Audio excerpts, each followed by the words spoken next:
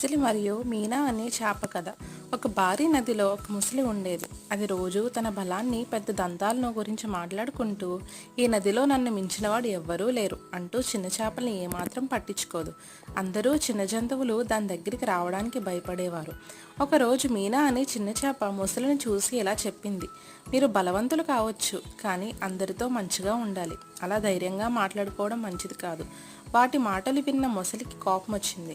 ఈ నది నాదే, నేను ఇక్కడ రాజుని అని గబగబా లేస్తూ గునిగింది. అయితే అకస్మాత్తుగా ఆ నదిలోకి చేపలు పట్టే మత్స్యకొయ్యలు వారు ఒక పెద్ద వల వేశారు. ఆ మొసలి ఆ వలలో చిక్కుకుంది. ఎంత ప్రయత్నించినా ఆ వల నుంచి బయటకు రాలేకపోయింది. అంతవరకు అది తలనొప్పి పెట్టినందుకే ఎవరూ దానికి సహాయం చేయలేదు. అప్పుడే మీనా అనే చిన్న చేప దాన్ని చూసి జాలి కలిగి సహాయం చేయాలనుకుంది. మత్స్యుల్ని స్నేహితుల్ని కలిసి మనమందరం కలిసి వలను కొంచెం కొంచెంగా కొరికితే అది ఒరిగిపోతుందంది. వారందరూ ఒకేసారిగా వలను కొరికి ముక్కలను చేసి మొసలిని బయటకు తీశారు. మొసలి ఆశ్చర్యపోయింది. నేను మీ అందరినీ ఇబ్బంది పెట్టాను, మీరు అన్యాయం చేయలేదు, మీరు నిజంగా ధైర్యవంతులని చెప్పింది.